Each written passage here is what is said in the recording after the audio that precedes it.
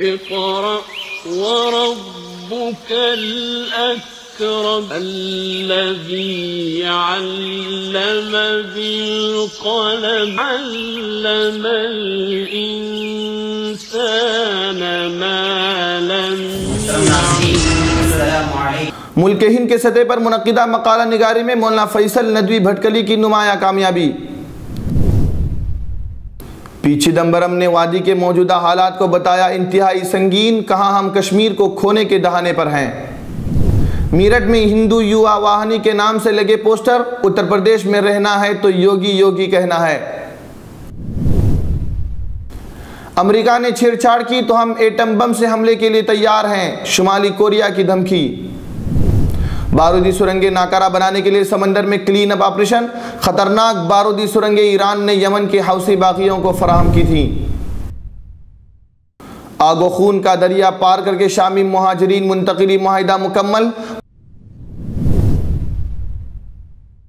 کیا آپ اپنے نئے گھر کے لیے ڈائننگ ٹیبل کھوج رہے ہیں؟ Sofa set, T table, cabinet الماریوں سے اپنا نیا گھر سجانا چاہتے ہیں تو جلدی کریں۔ مدینہ کالونی میں واقع علی ایجوکیشنل بک ہاؤس میں آپ کو رعایتی داموں کے ساتھ بہترین اور عمدہ کوالٹی کے sofa set, dining table, cabinet الماریاں، ٹی ٹیبل اور نت نئے ڈیزائن کے آپ کے پسند کے فرنیچر دستیاب ہیں۔ جلدی کیجئے، محدود اسٹاک ہے۔ رابطے کے لیے اس نمبر کا استعمال کریں 8150939399۔ اب خبریں تفصیل سے۔ بھٹکل ہندوستانی پیمانے پر دولت القطر کی جانب سے اعلام المحدثین فی الہند کے عنوان پر مقالہ نگاری کا ایک مسابقہ منعقد کیا گیا، جس میں ہندوستان بھر کے مختلف اضلاع سے کثیر تعداد میں مقالہ نگاروں نے شرکت کی۔ ان مساہمین میں ممتاز مقالہ نگاروں کو ایوارڈ سے نوازا گیا، جن میں سب سے ممتاز جامعہ اسلامیہ بھٹکل کے ایک مایہ فرزند اور دارالعلوم ندوالعلماء لکھنؤ کے موقر استاد مولانا فیصل احمد آرمار ندوی بھٹکلی رہے، جن کو خصوصی ایوارڈ سے نوازا گیا۔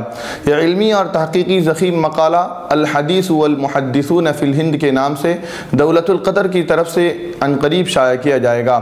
ملحوظ رہے کہ اس سے قبل بھی سال 2007 میں رابطہ عالم اسلامی کی طرف سے جو سیرت کے عنوان پر مقالہ نگاری کا مسابقہ منعقد کیا گیا تھا، جس میں ماشاءاللہ مولانا موصوف نے اول مقام حاصل کیا تھا اور انہیں مکہ مکرمہ میں ایوارڈ سے نوازا گیا تھا۔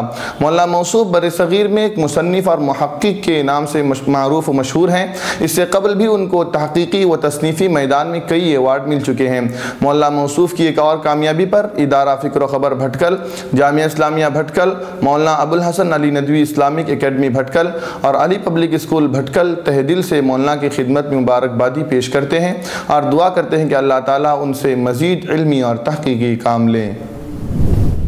نئی دہلی کانگریس کے سینئر لیڈر اور سابق مرکزی وزیر داخلہ و خزانہ پی چدمبرم نے وادی کشمیر کے موجودہ حالات کو انتہائی گمبھیر قرار دیتے ہوئے کہا ہے کہ ہم کشمیر کو کھونے کے دہانے پر ہیں۔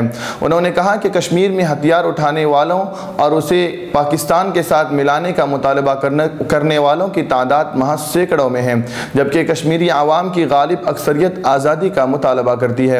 انہوں نے کہا کہ جہاں ریاست میں پی ڈی پی اور بی جے پی کی موجودہ مخلوط سرکار بے بس نظر آ رہی ہے، وہی مسلح افواج نے اختلاف رائے اور گڑبڑی پر قابو پانے کے لیے طاقت کے استعمال کی پالیسی اختیار کر رکھی ہے۔ پی چدمبرم نے ان باتوں کا اظہار انگریزی روزنامہ انڈین ایکسپریس میں چھپنے والے اپنے سنڈے کالم میں کیا ہے۔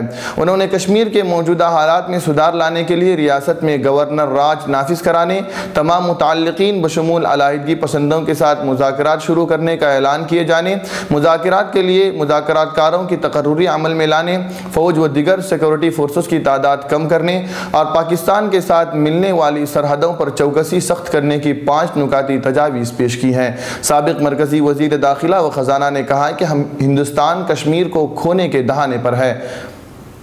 ہم طاقت کے استعمال کی پالیسی، وزراء کے سخت بیانات، فوجی سربراہ کی سنگین تنبیہات، مزید فوجیوں کی تعیناتی یا احتجاجیوں کو ہلاک کرنے سے جاری صورتحال پر قابو نہیں پا سکتے ہیں۔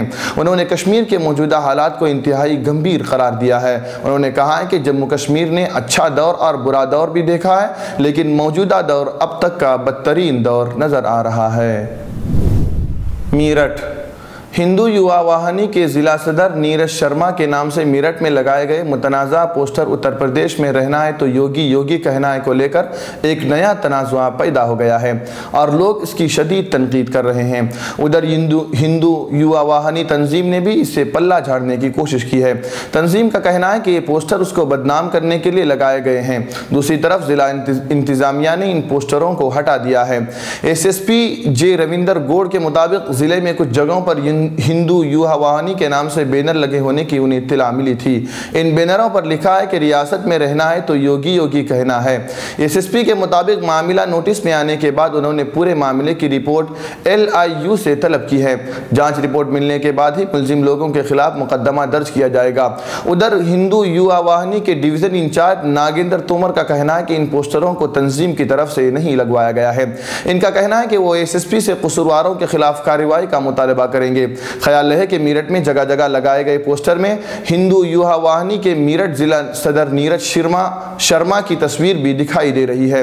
پوسٹر میں لکھا ہے کہ ریاست میں رہنا ہے تو یوگی یوگی کہنا ہے۔ تنظیم کے مطابق کچھ لوگوں نے سازش کے تحت یہ پوسٹر لگائے ہیں جس سے تنظیم کو بدنام کیا جا سکے۔ ناگیندر تومر کے مطابق انہوں نے ہی BSSP سے آئے ہوئے نیرج شرما کو ضلع صدر کی ذمہ داری سونپی تھی، تاہم حکام پر دباؤ بنانے اور دیگر شکایات ملنے کے بعد ان کو عہدے سے ہٹا دیا گیا تھا۔ پیانگ یانگ شمالی کوریا نے امریکہ کو تنبیہ کی ہے کہ خطے میں کسی قسم کے اکسانے والے اقدام نہ کرے کیونکہ ہم جواب میں جوہری حملوں کے لیے تیار ہیں۔ شمالی کوریا کی جانب سے یہ بیان اس وقت آیا ہے جب ملک کے بانی صدر کمل سنگھ کی 105ویں یوم پیدائش کی تقریبات جاری ہیں۔ اس موقع پر پیانگ یانگ میں سنیچر کو فوجیوں، ٹینک اور اسلحے کی پریڈ کی گئی۔ یہ بیان اس وقت آیا ہے جب خدشہ ظاہر کیا جا رہا ہے کہ شمالی کوریا کے رہنما کم جونگ ان ایک اور ایٹمی تجربے کا حکم دے سکتے ہیں۔ شمالی کوریا کے عسکری حکام نے بیان میں کہا ہے کہ ہم جنگ کا جواب جنگ سے دینے کے لیے تیار ہیں۔ اگر ہم پر نیوکلیئر حملہ کیا گیا تو ہم اپنے انداز سے ایٹمی حملہ کر کے جواب دینے کے لیے تیار ہیں۔ شمالی کوریا نے سنیچر کو ہونے والی پریڈ میں پہلی بار بیلسٹک میزائل کی نمائش کی جو آبدوز سے لانچ کیے جانے والے میزائل سے مشابہت رکھتا ہے۔ اس میزائل میں ایٹمی وار ہیڈ لے جانے کی صلاحیت بھی ہے۔ اس سے قبل چین نے خبردار کیا تھا کہ شمالی کوریا کے حوالے سے کشیدگی بڑھ رہی ہے اور کسی وقت بھی لڑائی چھڑ سکتی ہے۔ چین کے وزیر خارجہ وانگ یی نے کہا ہے کہ اگر ایسا ہوا تو ہو سکتا ہے جیت کسی کی بھی نہ ہو۔ چینی وزیر خارجہ نے کہا ہے کہ ہم فریقین یہ اپیل کرتے ہیں کہ وہ ایک دوسرے کو اکسانے اور دھمکانے سے اجتناب کریں، چاہے ایسے الفاظ سے کیا جا رہا ہو یا اقدامات سے، یا صورتحال کو ایسا نہ ہونے دے جس سے سنبھالنا مشکل ہو جائے۔ دبئی یمن کی سرکاری فوج نے حوثی باغیوں کی جانب سے مختلف سمندری راستوں میں بچھائی جانے والی بارودی سرنگیں ناکارہ بنانے کے لیے سی ایرو یعنی بحری تیر نامی آپریشن شروع کیا ہے۔ العربیہ نیوز چینل کے مطابق یہ بارودی سرنگیں ایران نے باغیوں کو دی تھی جس کا مقصد پرانی طرز کی بحری آبدوزوں کو نشانہ بنانا تھا۔ تاہم گہرے سمندر میں اپنا رزق تلاش کرنے والے مچھیرے اور میدی ساحل کے قریب جزیروں کی رہائشی بھی ان بارودی سرنگوں سے متاثر ہو سکتے ہیں۔ نیز یہ ہتھیار آبنائے باب المندب کے راستے میں ہونے والی بین الاقوامی سمندری نقل و حمل کو بھی خطرات سے دوچار کر سکتے ہیں۔ سی ایرو کلین اپ آپریشن کا آغاز حجہ گورنری کی شمال مغربی سمت میں میدی کے سرحدی محاذ سے کیا گیا ہے اور اس کارروائی میں میدی کے جنوب مغربی ساحل اور ان سے متصل جزیروں میں بارودی سرنگیں صاف کی جا رہی ہیں۔ ان ساحلی علاقوں اور جزیروں میں جاری آپریشن کا ہدف علاقے کو باغیوں کے چھپے ہوئے ساتھیوں اور حوثی ملیشیا کی طرف سے نصب کی جانے والی بارودی سرنگوں کا صفایا ہے۔ آپریشن کمان کے مطابق جنوب میدی کی عبس ڈائریکٹریٹ کے بالمقابل ساحلی علاقے میں مسلح ملیشیا کی نقل و حرکت مانیٹر کی گئی تھی۔ اس امر کی اطلاع عرب اتحادی طیاروں کو فراہم کی گئی جس نے ان ٹھکانوں پر بمباری کی۔ آپریشن کمانڈر نے بتایا کہ کارروائی کے دوران انہیں بڑی تعداد میں سمندر میں بچھائی جانے والی بارودی سرنگیں ملی ہیں، جس کے بعد علاقے کا محاصرہ کر کے بارودی سرنگوں کے ذخیرے کی نشاندہی کی گئی۔ ماہی گیروں کو اس کے خطرات سے آگاہ کرنے کے لیے خطرناک زون کی نشاندہی کی گئی ہے۔ یہ بارودی سرنگیں ایک ایرانی بحری جہاز سے ملی تھی۔ پکڑی جانے والی بارودی سرنگیں ایران کی پرانی آبدوزیں استعمال کرتی ہیں جس کا مقصد باغی ملیشیا کی مدد کرنا ہے۔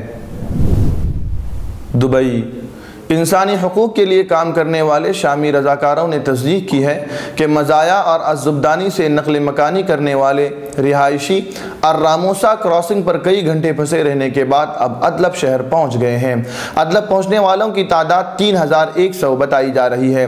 رضاکاروں کے مطابق کفریہ اور الفوعہ میں مقیم حزب اللہ ملیشیا کے جنگجوؤں کو لے کر 75 بسیں شامی حکومت کے زیر نگی علاقوں میں لے کر پہنچی ہیں۔ انہوں نے بتایا کہ الفوعہ اور کفریہ سے نقل مکانی کرنے والے قافلے کو حزب اختلاف کے زیر کنٹرول علاقے الراشدین میں بم دھماکوں کا نشانہ بنایا گیا، جس میں کم سے کم 100 افراد جاں بحق جبکہ 150 زخمی ہوئے تھے۔ زخمیوں کو شامی حکومت کے زیر کنٹرول علاقوں میں قائم اسپتالوں میں علاج کے لیے منتقل کیا گیا۔